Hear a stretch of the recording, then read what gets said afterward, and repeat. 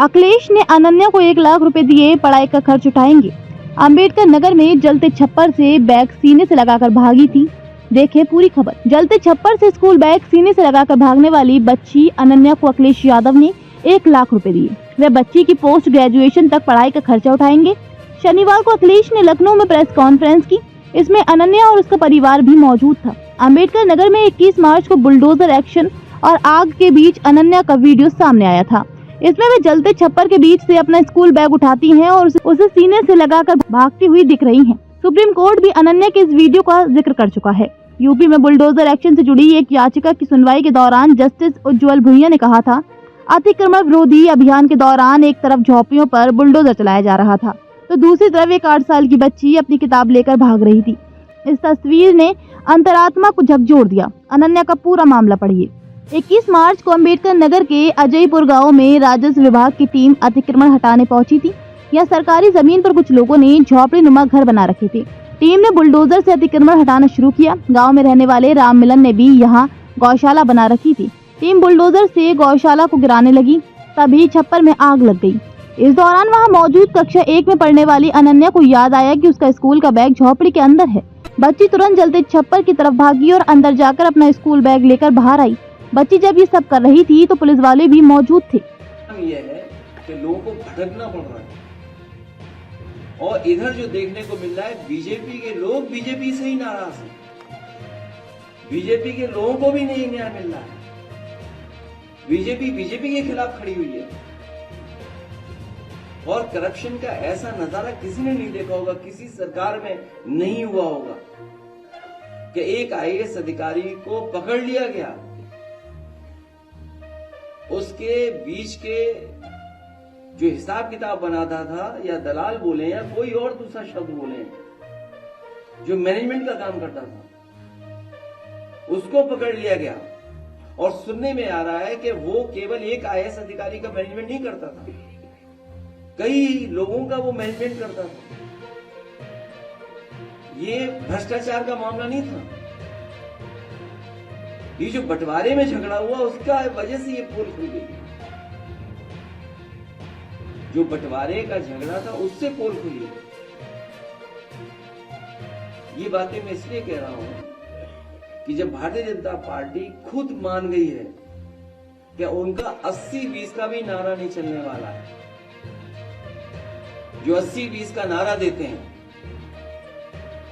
46 में 56 बोलने वालों से मैं पूछना चाहता हूं कि जो 80-20 का नारा है, हम लोग 80 में आते हैं कि 20 में आते हैं?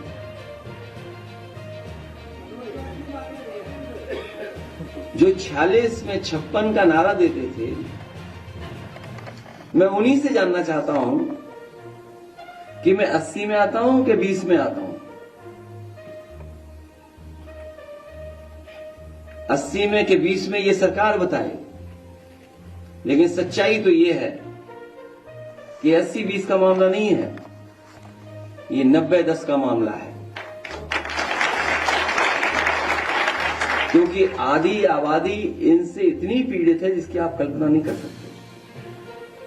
आधी आबादी को, पीडीए परिवार को जोड़ दें तो ये हिसाब किताब 90-10 का बनता है। जो लोग निवेश लाना चाहते थे वो विनाश ले आए, उन्हीं का अधिकारी पकड़ा गया। सुनने में तो आ रहा है कि मुख्यमंत्री आवास में ही सब छिपे हुए हैं भ्रष्टाचारी लोग। जो लोग न जाने कहां पाताल से ढूंढ लाते थे लोगों को, पाताल में ढूंढने चले जाते थे, वो मुख्यमंत्री आवास में नहीं ढूंढ पा रहे कि अधिकारी वहीं छिपा हुआ है। अभी तो वो भी नहीं ढूंढ पाए, उस अधिकारी को भी कोई नहीं ढूंढ पाया जिसने उत्तर प्रदेश का, सुनने में आया है, अखबारों की खबरों में आया कि उत्तर प्रदेश के अधिकारी के कई 100 करोड़ रुपया दूसरे स्टेट में पकड़े गए थे। इसलिए जो लोग कमजोर हो गए हैं, उनका अपना वोट खिसक गया, जनता जागरूक हो गई। जनता के सामने न किसान के सवाल पर सरकार की पे कोई योजना बना पाए, जो आय दो मुनी थी वो नहीं कर पाए, नौजवान को नौकरी रोजगार नहीं दे पाए, आरक्षण नहीं दे पाए, महंगाई कम नहीं कर पाए, निवेश नहीं ला पाए, और अब तो टैरिफ वाला मामला आ गया। जो मित्र थे उन्होंने बोर्ड दिखा दिया कि हम कितना टैरिफ लेने जा रहे हैं, हम क्या परिवर्तन लाने चाहते हैं। जब अमेरिका जैसा देश अपनी अर्थव्यवस्था को बचाने के लिए दूसरे देशों पे पाबंदियां लगा रहा है, तो सरकार ये बताए जो 1 ट्रिलियन जाने कौन से ट्रिलियन तक ले जाने के लिए हमारे आपकी अर्थव्यवस्था कहां खड़ी है। और अर्थव्यवस्था में भी झूठे आंकड़े, प्रति व्यक्ति आय उसकी केवल बताते हैं जो गरीब लोग राशन पा रहे हैं। जो राशन पा रहे हैं उनकी प्रति व्यक्ति आय क्या होगी, दिल्ली वाले ना बता पाए, यूपी वाले बता दें, क्योंकि यूपी वाले तो हर चीज तुरंत गिन लेते हैं। अभी तक हिंदू श्रद्धालु जिनकी जान चली गई उनको नहीं गिन पाए। जो आने जाने में श्रद्धालु जिनकी जान चली गई सड़कों पर, उनकी गिनती नहीं बता पाए। जो हजारों हिंदू श्रद्धालु खो गए उनकी गिनती न उनको ढूंढ पा रहे हैं। और सुनने में आ रहा है परिवारों को मनाने के लिए काले धन में संतुष्ट किया जा रहा है, पैसे देकर संतुष्ट किया जाता है। ये गिनती इसलिए नहीं बताई जा रही क्योंकि इनको मुआवजा देना पड़ेगा। सोचिए, सरकार जो दुनिया की न जाने कौन सी अर्थव्यवस्था बनने जा रही थी, मुआवजा देना ना पड़े इसलिए गिनती नहीं बता रहे हैं। और फिर बहस को बदलने के लिए जहां कुंभ की तो गिनती बताई नहीं पसंद भाई, गाय जानवर की भी गिनती नहीं बता पा रहे हैं जो इनके गौशाला में हैं। न गिनती रहने वालों की बता पा रहे जिनको देखभाल कर रहे हैं लोग, न दवाई का हिसाब किताब दे पा रहे हैं, न इलाज के लिए जो संसाधन जुटा है उसका हिसाब किताब दे पा रहे हैं, और न मरने वालों की दे पा रहे हैं। हम तो चाहते हैं कि कम से कम सरकार गिनती तो बताए, गिनती में खेद न करे। इसलिए ये सरकार जो अपना सब कुछ खो दी है, इसीलिए कम्युनल पॉलिटिक्स पर उतर आई है।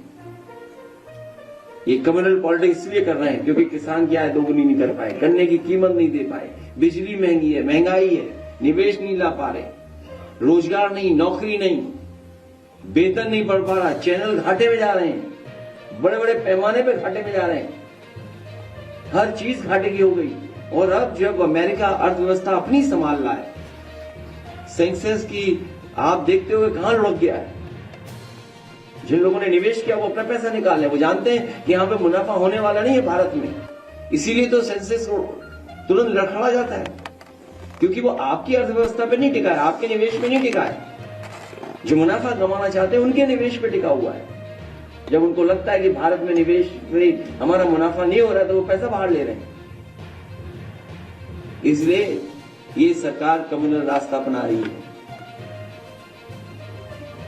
मुझे उम्मीद है जो कार्यक्रम समाजवादी पार्टी ने घोषित किया है बाबा साहब अम्बेडकर जयंती के अवसर पर 8 अप्रैल से 14 अप्रैल हम सभी समाजवादी लोग और पीडीए परिवार के लोग मिलकर के इस कार्यक्रम को सफल बनाएंगे और घर घर जाकर के लोगों को जागरूक करेंगे, क्योंकि संविधान ही हमारी संजीवनी है और संविधान ही हमारी ढाल है।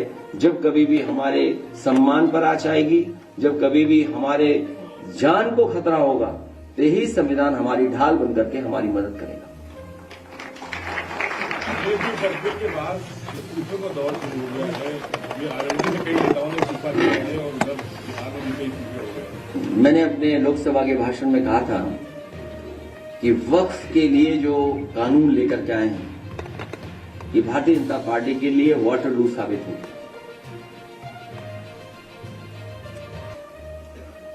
अभी अखिलेश जी, आपके दलित सांसद के घर को जो है तोड़फोड़ की गई है और उस तोड़फोड़ में जो है इनका दिखाती है कि जब असलियत से बात करो, उनसे पार्लियामेंट में बात करते हैं सांसद लोग, तो बाहर आके वो तोड़फोड़ करते हैं और घर जलाने की कोशिश करते हैं, तमाम इस मुद्दों को भटकाने की कोशिश करते हैं।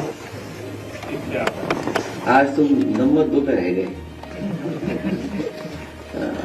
ये बेहद सेंसिटिव इशू है इसलिए सरकार से ये मैं यही कहूंगा कि जब राज्यसभा में रिकॉर्ड से वो बात हटा दी गई है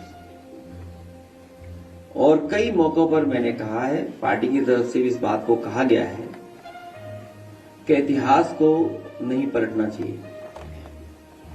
जो इतिहास हमें खुशहाली तरक्की के रास्ते पे न ले जा सके, उस इतिहास को इतिहास ही रहने देना चाहिए, क्योंकि इतिहास में अच्छाई और बुराई दोनों हैं। लोग पॉलिटिकल लाभ के लिए किसी भी पन्ने को रख लेते हैं। केवल यही नहीं, भारतीय जनता पार्टी करोड़ों रुपए खर्च कर रही है, करोड़ों तो कम बोल रहा हूं मैं। उनके बहुत सारे सीनियर लीडर्स जो यूपी के बाहर भी हैं, अन्य प्रदेशों में बैठे हैं, दिल्ली में भी हैं, गुड़गांव में भी हैं, उनके सेंटर्स हैं, वो करोड़ों रुपए खर्च करते हैं सोशल मीडिया पे बदनाम करने के लिए। इधर आपने देखा होगा, जब से वक्फ का बिल पास हुआ है और जो इतिहास को लेकर के चर्चा देश में छिड़ी है, बड़े पैमाने पर सोशल मीडिया से लेकर के और जगह पर बहुत सारा प्रचार किया जा रहा है, समाजवादियों के खिलाफ, कांग्रेस पार्टी के खिलाफ, इंडिया गठबंधन के खिलाफ। ये वही लोग हैं जो लोग घबराए हुए हैं पीडीए की ताकत से। ये पीडीए की ताकत, और जिस दिन हमारी सरकार में बैठे हुए लोग ये बता देंगे कि 80 में हम हैं कि 20 में हैं, तो हम उन्हें बता देंगे कि 90 किधर है, 10 किधर है।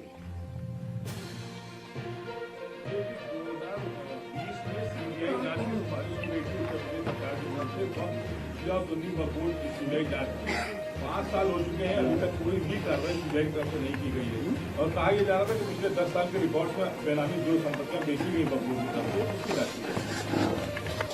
आपका सवाल अपनी जगह है। बीजेपी यही चाहती है कि हम सब लोग मिलकर के जो बुनियादी सवाल है उस पर चर्चा न करें।